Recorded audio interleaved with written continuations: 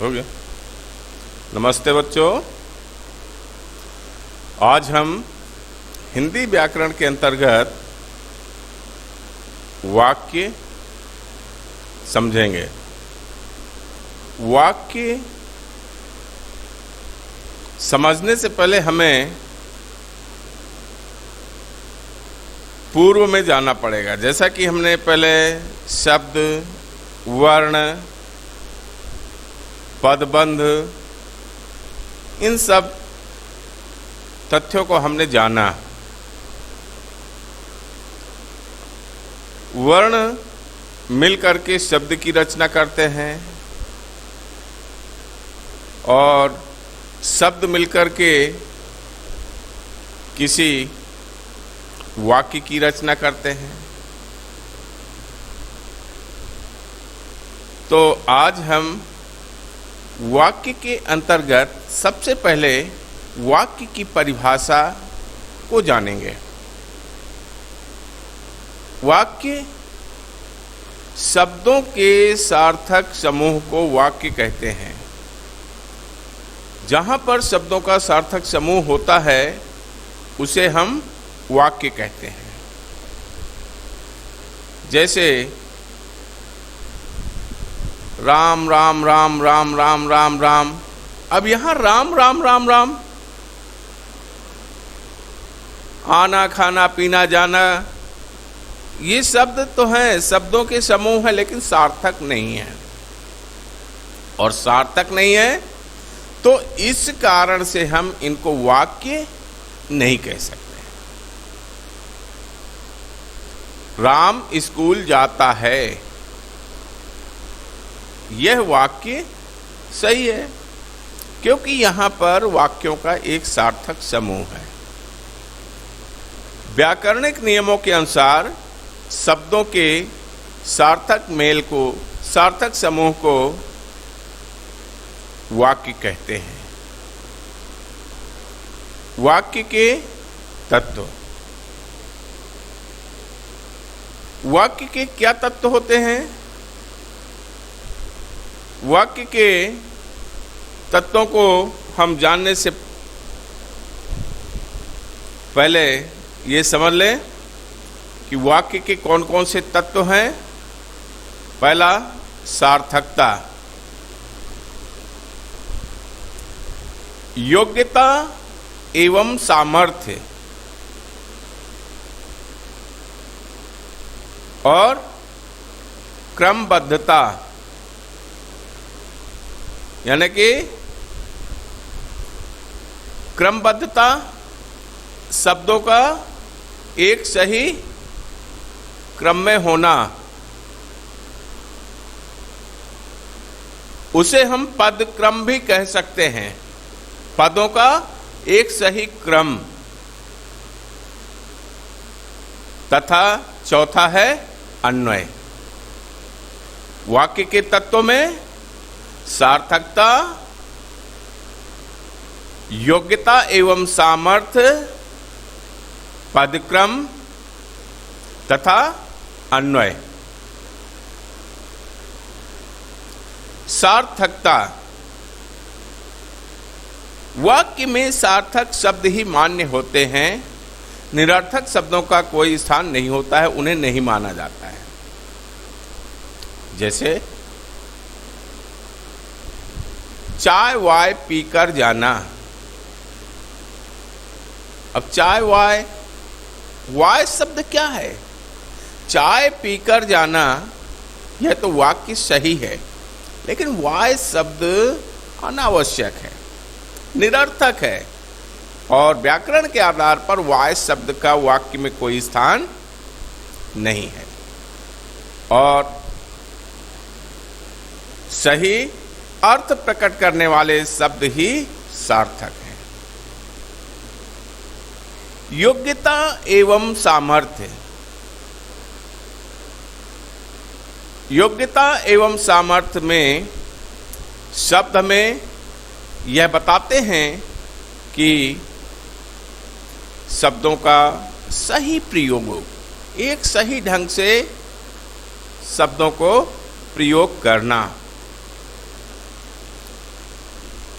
जैसे मैं पानी खाता हूं, वाक्य में पानी के साथ में पीता हूं सही होगा, खाना के साथ में, भोजन के साथ में खाना सही होगा, लेकिन पानी के साथ में खाता शब्द योग्यता की सामर्थ्य नहीं रखता, अयोग्य है। और जहां ये अयोग्य शब्द है तो वह वाक्य में अशुद्ध है, गलत है। पद क्रम, अब पद क्रम, पदों का एक सही जो क्रम होना चाहिए, उदाहरण के लिए जाऊंगा मैं शाम को देखने पिक्चर, शब्दों का सही क्रम नहीं है। और शब्दों का जब सही क्रम नहीं है तो उसका कोई सही अर्थ स्पष्ट नहीं होता है। मैं शाम को पिक्चर देखने जाऊंगा, इस वाक्य में सारे पदों का एक क्रम है, क्रमबद्धता है, उसमें सही ढंग से उनका उपयोग किया गया है जिन्हें हम समझ सकते हैं। तो वाक्य के तत्वों में क्या है? पद क्रम आवश्यक है। अन्वय, अन्वय कर्ता के साथ में क्रिया, वचन आदि का सही उपयोग होना आवश्यक है। जैसे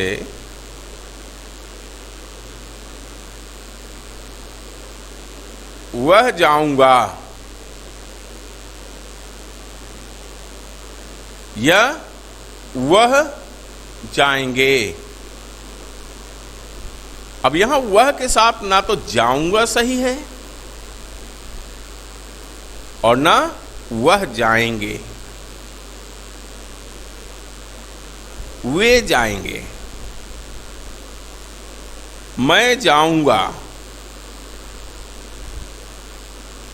ये अन्वय का प्रयोग है। कर्ता वह, और वह के साथ में क्रिया में वचन, काल आदि का सही ढंग से उपयोग होना आवश्यक है। तो वाक्य के तत्वों में सार्थकता, योग्यता एवं सामर्थ्य, पदक्रम और अन्वय। इसके बाद वाक्य के अंग, वाक्य के दो अंग होते हैं, उद्देश्य और विधेय।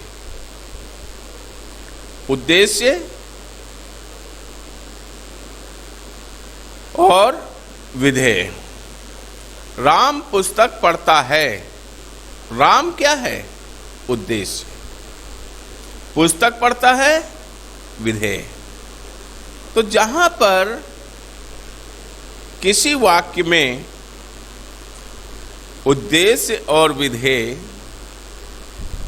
यह सही क्रम में सही ढंग से होते हैं तो वाक्य का सही अर्थ स्पष्ट होना संभव होता है। वाक्य के प्रकार, वाक्य भेद। वाक्यों को हम दो भागों में विभाजित करते हैं, अर्थ के आधार पर और रचना के आधार पर। अर्थ के आधार पर जैसे कि वह हमारे वाक्य का जो अर्थ निकलता है, हमारे वाक्य का जो अर्थ स्पष्ट होता है। जैसे तुम क्या कर रहे हो, प्रश्नवाचक, प्रश्न पूछा जा रहा है। अरे क्या हो गया, इसमें आश्चर्यबोधक। शायद वह आएगा, अनिश्चयबोधक। तो इस तरह से हम देखते हैं कि अर्थ के आधार पर वाक्य के प्रयोग कई हैं, लेकिन हम इन पर विचार इसलिए नहीं कर रहे हैं क्योंकि यह हमारे पाठ्यक्रम का हिस्सा नहीं है। रचना की दृष्टि से वाक्य को 3 भागों में विभाजित किया गया है: सरल वाक्य, संयुक्त वाक्य और मिश्र वाक्य।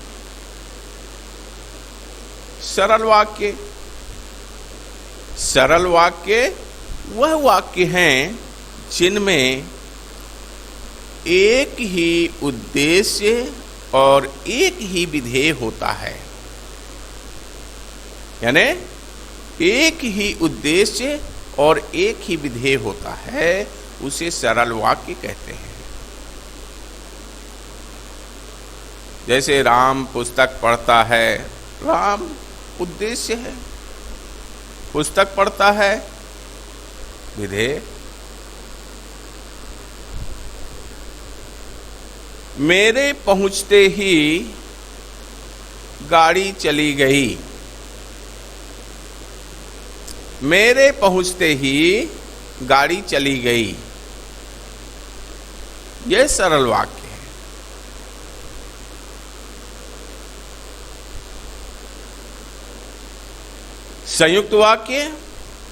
संयुक्त वाक्य में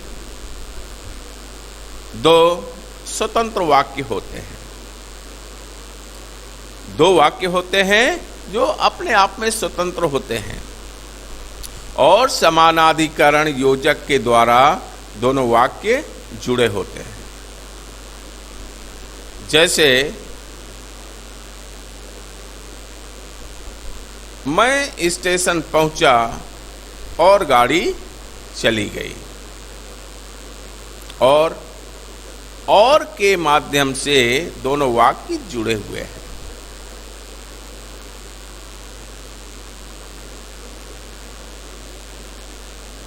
मैं स्कूल जाता हूं और वहां पढ़ता हूं। तो इस तरह से हमें यह ध्यान रखना है कि संयुक्त वाक्य में समानाधिकरण योजक के माध्यम से दोनों वाक्य जुड़े होते हैं। मिश्र वाक्य में एक प्रधान वाक्य होता है और एक या एक से अधिक उपवाक्य होते हैं, और यह व्याधिकरण योजक के माध्यम से आपस में जुड़े होते हैं। अर्थात हम कहें कि जब हम पहले वाक्य को बोलते हैं तो पहले वाक्य का मतलब दूसरे वाक्य के बिना पूरा नहीं होता। दूसरे वाक्य पर उसका आशय निर्भर रहता है। यह उपवाक्य मुख्य वाक्य पर निर्भर होते हैं। जैसे ही मैं पहुंचा गाड़ी चली गई। जैसे ही मैं पहुंचा गाड़ी चली गई, यानी जो पहले वाक्य का आशय है दूसरे वाक्य पर निर्भर है, और जैसे ही ये शब्द हमें बता रहा है कि ये व्याधिकरण योजक है।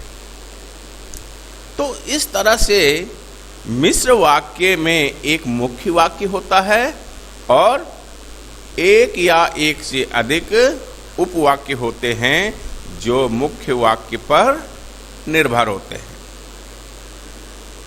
इस तरह वाक्य क्या है, वाक्य के तत्व क्या हैं, सार्थकता, योग्यता एवं सामर्थ्य, पदक्रम, अन्वय, वाक्य के अंग, उद्देश्य और विधेय, वाक्य के प्रकार, सरल, संयुक्त और मिश्र। धन्यवाद।